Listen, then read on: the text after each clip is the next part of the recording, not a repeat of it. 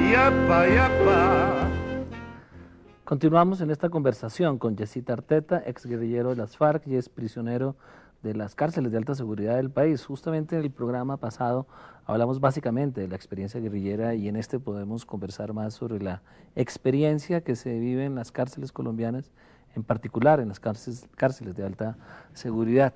¿Cómo fue ese cambio de ser un guerrillero y entrar un día a la cárcel? ¿Qué se encuentra un joven que entra en los años 90 durante la administración Gaviria a la cárcel? ¿Con qué se encuentra? Mira, para mí los primeros meses en la prisión realmente no fueron muy duros. El momento de la detención, que puede ser muy impactante, ¿cómo fue? Sí, a mí me capturaron el 2 de julio del año de 1996 en una operación militar que realizaron las Fuerzas Especiales Rurales número 2 de Tolemaida. Esa operación fue prácticamente, digamos, la operación de asalto con la que se iniciaba la llamada Operación Conquista 2, que fue un gran despliegue de las fuerzas militares en el suroriente del territorio nacional. Yo ese día me encontraba con un grupo de combatientes de las FARC en la inspección de Remolinos del Caguán, a orillas del río del mismo nombre. En un momento determinado del día, aproximadamente a las 11:30, 12 del día, un grupo de 4 helicópteros Halcón Negro y un helicóptero artillado hicieron un desembarco sorpresivo y nosotros nos vimos abocados a una situación de combate en la que la refriega se extendió por aproximadamente unos 45 minutos, tal vez una hora. En esa refriega, dada pues las condiciones de inferioridad numérica, nosotros éramos 5 hombres, yo recibí 2 impactos de fusil M16 en la pierna izquierda. De igual manera recibí unas esquirlas de granada de 40 milímetros en las piernas y en los brazos. Sin embargo, el combate continuó. La guerrilla, hay que decirlo, en ese momento en Remolinos del Caguán gozaba de un apoyo importante porque la guerrilla allí cumplió una serie de acciones tendientes a redimir a esos sectores marginales del país, y a pesar de estar herido, sectores de la población me ayudaron, me escondieron en unas viejas bodegas del antiguo IDEMA, y allí estuve escondido aproximadamente unas 7, 8 horas mientras llegaba la noche, y ya aproximadamente a las 9, 10 de la noche otro grupo de personas me llevó a un lugar dentro del casco urbano donde me prestaron una asistencia médica. Me sacaron varias esquirlas del cuerpo, me sacaron uno de los proyectiles de la pierna y me colocaron antibióticos y otro tipo de medicamentos para evitar pues la infección. Esa noche, a pesar de que me dieron un tranquilizante y que el plan en ese momento era huir del pueblo, evadirme en medio de la noche, las condiciones realmente no se prestaron porque ese grupo aseguró, el grupo de asalto aseguró las posibles retiradas, y esa noche pernocté en una de las tantas casas de ese poblado, y al día siguiente, cuando ya llegó un refuerzo mayor desde la base de la Arandia, hubo un mayor despliegue de tropas en el poblado y empezaron a hacer un registro casa por casa. A pesar de que yo me había mimetizado, me había hecho un corte de cabello, había tomado otro tipo de vestimentas, había ocultado mi fusil, había ocultado mis armas, ese registro al final logró su cometido, y un grupo de esos llegó hasta la residencia donde yo me ocultaba, me descubrieron y así se produjo la captura. De allí me llevaron hasta las instalaciones de la 12 Brigada, y posteriormente me trajeron a la cárcel modelo en el pabellón de máxima seguridad aquí en la ciudad de ¿Y Bogotá. qué vive entonces en la cárcel? ¿Cómo se encontró? Mira, yo los primeros días en la cárcel realmente los tomé como un descanso, porque las condiciones de vida en la guerrilla son duras. Es decir, aquel que piense que la lucha guerrillera se tiene como un fin y no como un medio, y que el combatiente se siente plenamente amañado en las condiciones de la guerrilla, realmente está mintiendo. Las condiciones de la guerrilla son duras, son unas condiciones precarias, son limitaciones, dormir en unas condiciones muy limitadas, comer en unas condiciones muy limitadas. Comerse la mascota, ¿no? Hay veces cuando las situaciones de orden público se ponen difíciles, toca acudir a la casa y muchas veces tener que eliminar pues animales de la selva para poder sobrevivir y poder preparar un plato y suplir las necesidades alimenticias. Ahí sí, caldo de mico. Caldo de mico, entre otras cosas, que es uno de los caldos más extendidos, especialmente en las áreas de colonización. Muchos de los niños, de los campesinos, de los colonizadores, en las zonas más profundas de la selva, casi que la crianza de los pequeños lo hacen con base en caldo de mico. Es una carne pues un poco repugnante, la sudoración del animal y pues y la misma particularidades de fisonomía de estos animales pues hace que no ya sea muy tenga uno que apetitoso. comérselo en unas condiciones ya extremas. Y llega a la cárcel a comer yuca, Llego ya entonces papa. a la cárcel y bueno, para mí eso es un reposo. En primer lugar, porque no tenía que levantarme a pagar guardia, así fuera a la 1, 2, 3 de la mañana, no tenía que traer leña, no tenía que cavar zanjas, no tenía que cocinar. Además de eso, a pesar que estaba durmiendo en un simple catre, era mucho mejor a la caleta que uno tradicionalmente fabrica con hojas, con listones o con varas cortados de los árboles. Y eso pues constituyó inicialmente como una especie de reposo, pero cuando el reposo ya se va prolongando en el tiempo, ya las condiciones van cambiando, porque ya comienzan las limitaciones, más aún cuando yo fui trasladado a 5 prisiones. Yo estuve en la cárcel modelo, después estuve en el pabellón de alta seguridad de La Picota, fui de los primeros prisioneros llevados a la penitenciaría de alta seguridad de Valledupar, posteriormente estuve en la cárcel de Cómbita y finalmente en la penitenciaría de La Dorada. Los últimos 5 años de la guerrilla, perdón, de la prisión, realmente fueron en unas condiciones muy precarias. En los últimos años prácticamente era una vida de calabozo en la que yo permanecía 23 horas dentro de un espacio de 12 metros cuadrados de libertad y solamente me permitían 1 hora en el día para poder hacer algún tipo de ejercicios. Por esa razón,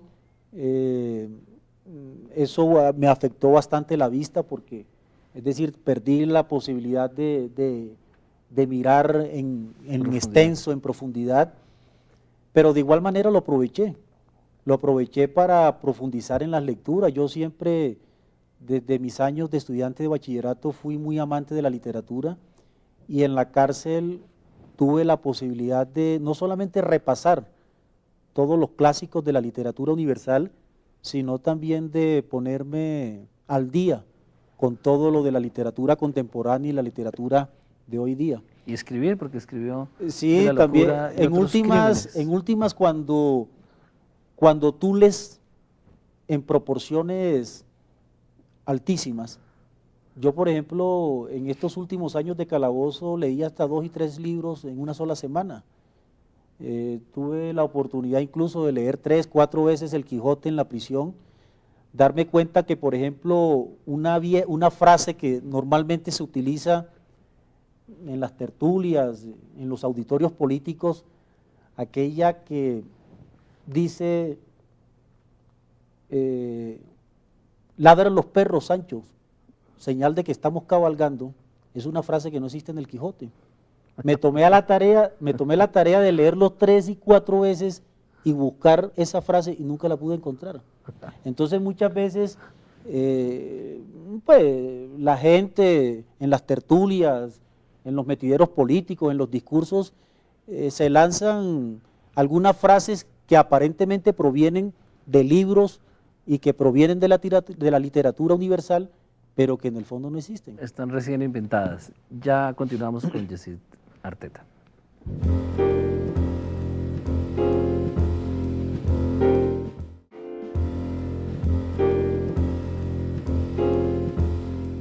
Continuamos en esta conversación con Yesid Arteta. Estamos hablando de la cárcel. La convivencia con los paramilitares, con los bandidos comunes y corrientes, ¿cómo fue? En la Modelo hubo muchos problemas. Es decir, en la Modelo a mí me tocó uno de los periodos más crudos de la violencia carcelaria. Fue la época de los años 98, 99, donde algunos problemas relacionados con vendetas de grupos vinculados al narcotráfico y sectores vinculados a la delincuencia social, se transmitió en el escenario de la prisión. En la Modelo en ese periodo las cosas se pusieron a unos niveles que yo recuerdo cuando las tasas de criminalidad se dieron a conocer en el Distrito Capital. El sector de Puente Aranda llevaba la delantera, es decir, ocupaba el primer lugar en las cifras de personas muertas violentamente. ¿Por qué? Porque como la cárcel Modelo se encuentra en el área de Puente Aranda y en ese lugar tranquilamente se podían producir 3, 4, 5 muertes en un solo día. Yo recuerdo que en una oportunidad, por ajustes de cuenta entre grupos de delincuencia social, fueron asesinados a cuchillo casi 8, 9 prisioneros, 8 prisioneros. Posteriormente hubo una serie de situaciones muy conflictivas, particularmente entre sectores de la guerrilla y sectores de los paramilitares, bueno, que finalmente en alguna época se pudo llegar a algún tipo de acuerdos para que la cárcel no reprodujera el escenario que se estaba viviendo en el exterior, pero que sin embargo esos choques en su momento se produjeron y eso llevó a la cárcel Modelo a convertirlo prácticamente en un muladar humano, es decir, era una corraleja humana, como dijera en su momento David Sánchez Julião, donde los unos se mataban con los otros. Nosotros en esa época encabezamos una cruzada de pacificación en las prisiones.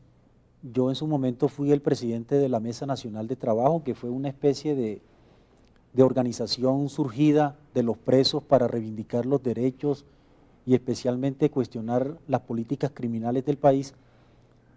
Y algunos logros permitieron estas cruzadas, pero sin embargo las condiciones de hacinamiento en la Modelo, que en su momento llegaba a 5.000, 6.000, 7.000 prisioneros en un espacio muy reducido, la sola lucha por el espacio ya constituía un elemento de confrontación. ¿Y cómo se llegaban a acuerdos? ¿Qué pactaban? Tocaba reunir en la delincuencia común se conocen como caciques en las cárceles. Los prisioneros políticos teníamos algunas formas de organización, teníamos unos líderes que representaban y llevaban la vocería.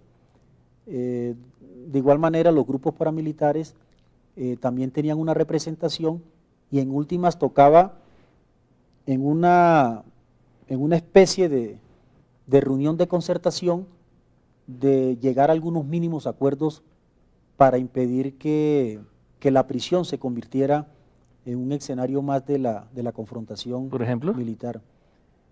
Hubo en su momento una campaña de desarme en la cárcel Modelo, hubo también en su momento algunos eventos de carácter cultural. Recuerdo, Ramón, que tú en una oportunidad estuviste allá dictando una conferencia sobre temas relacionados con la radio, con la televisión.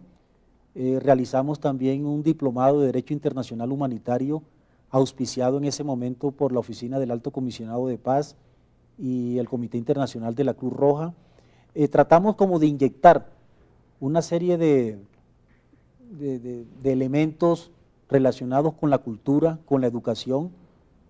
También se llevó un programa llamado Cine al Patio, en la que hicimos algunos acuerdos con algunos cineastas aquí de la ciudad de Bogotá, y todos esos programas que se desarrollaron, llevaron a cabo también unas olimpiadas, buscaban principalmente la integración. ¿Y quién ganó, los paras o los guerrilleros? No, eso en última perdió todo el mundo porque los muertos fueron muchos y realmente perdimos todos. ¿Por qué?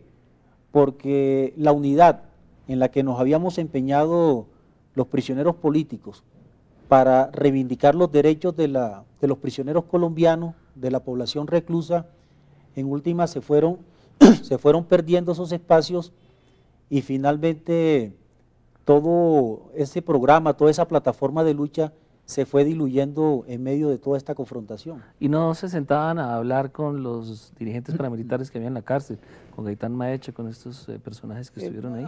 Habían algunos sectores muy renuentes a ese tipo de conversaciones. Las mesas de trabajo eran de elección popular, es decir, cada patio se llevaban a cabo unas elecciones. En ese momento esas elecciones eran vigiladas por delegados de la Defensoría del Pueblo, y se elegían 1 o 2 representantes por cada patio. Esos representantes constituían la mesa de trabajo, independientemente que fueran paramilitares, guerrilleros o que fueran presos sociales. En últimas, el objetivo era trazar unos planes de trabajo dirigidos a redimir y a conquistar algunas reivindicaciones para los presos. ¿Hizo amigos? Muchísimos.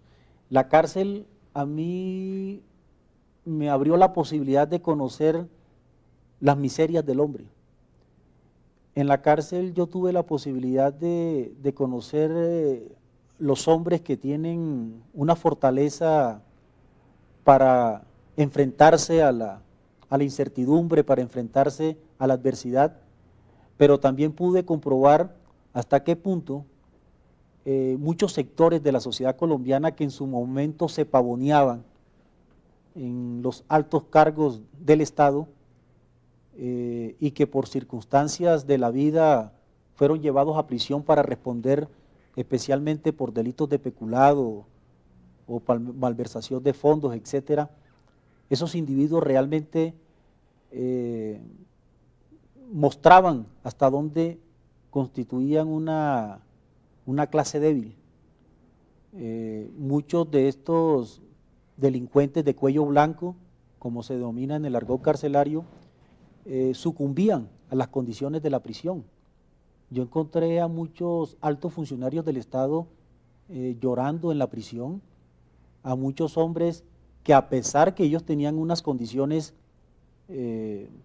mejores que el resto de prisioneros y que gozaban de una serie de dádivas, de una serie de permisos, como los llamados permisos extramuros, mostraban que desde el punto de vista de las calidades humanas eran individuos miserables y que realmente no estaban preparados para dirigir los destinos de este país.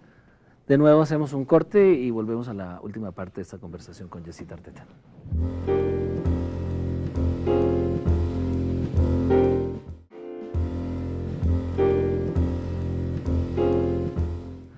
Continuamos en esta última parte de la entrevista, conversación con Yesita Arteta. Entonces, el tiempo en la cárcel, fuera de gastarlo en solucionar los conflictos con los delincuentes sociales y los paramilitares, lo gastó escribiendo. ¿Qué tipo de escritura? Mira, cuando yo estuve en la lucha guerrillera, principalmente escribía algún tipo de escribía especialmente de temas de carácter político, de carácter social, de carácter económico, porque era realmente lo que en ese momento se requería. Pero ya en prisión empecé a agudizar una serie de sentimientos, una serie de cosas que yo quería manifestarlas a través de la escritura. Mi primera incursión en la literatura fue a través de un pequeño libro de relatos llamado Trocha de Ébano y otros relatos, en la que yo recogí 7 vivencias de la transhumancia guerrillera, pero no haciendo una descripción del combate, de la confrontación, sino que yo quería resaltar y mostrar el individuo.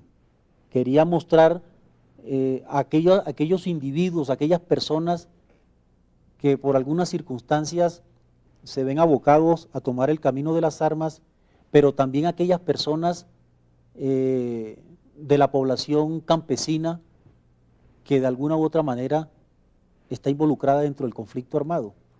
Quería rescatar yo a las mujeres, quería rescatar yo a los niños, quería rescatar también a los campesinos, a los colonizadores, y eso lo plasmé en ese pequeño libro. Ya posteriormente, cuando estuve en la penitenciaría de Valledupar, hubo un hecho que a mí me indignó mucho, fue el asesinato de un prisionero que no era un preso político, sino que era un delincuente común.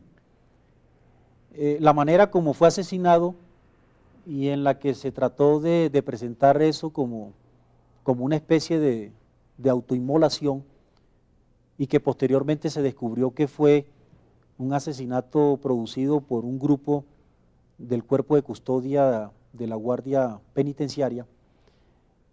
Eso me llevó a mí a hacer una especie de novela, algo así como empleando un poco el estilo de la novela reportaje, de la novela no ficción, y hacer la reconstrucción de ese crimen.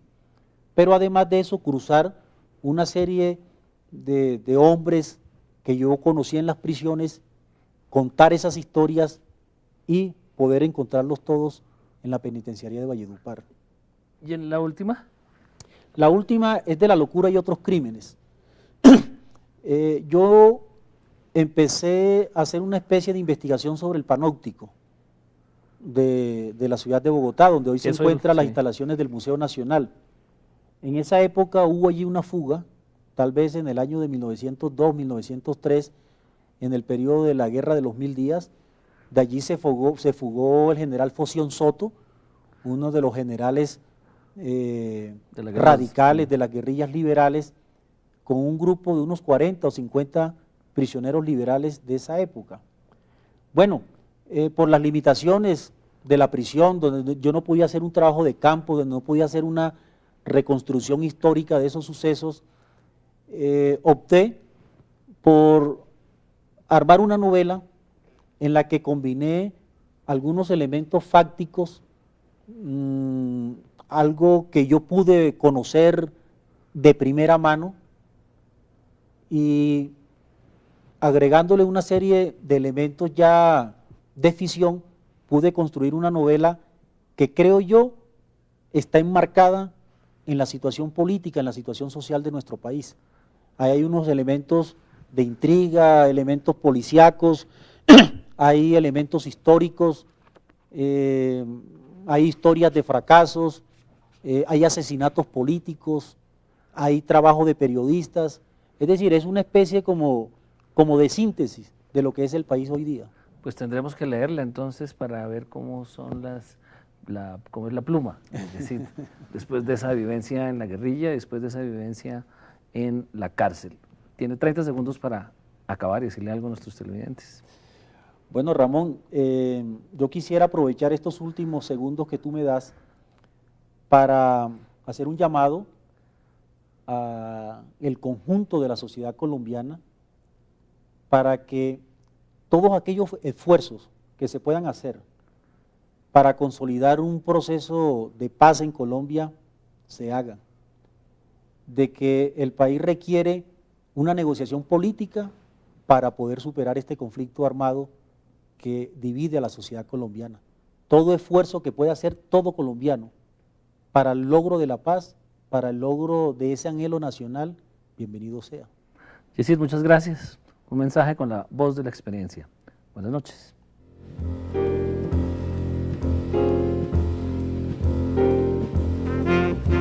Yapa, yapa, yapa. Yapa, yapa, yapa, yapa. Yapa, yapa, yapa. Yapa, yapa, yapa, yapa. Y a pas plus belle que cette grue. Plus infidèle, y a pas non plus. Pas plus volage que cette salope. Elle déménage de l'un à l'autre. T'as beau l'aimer comme personne, sans hésiter elle t'abandonne. Plein de mérite ou bien fautif.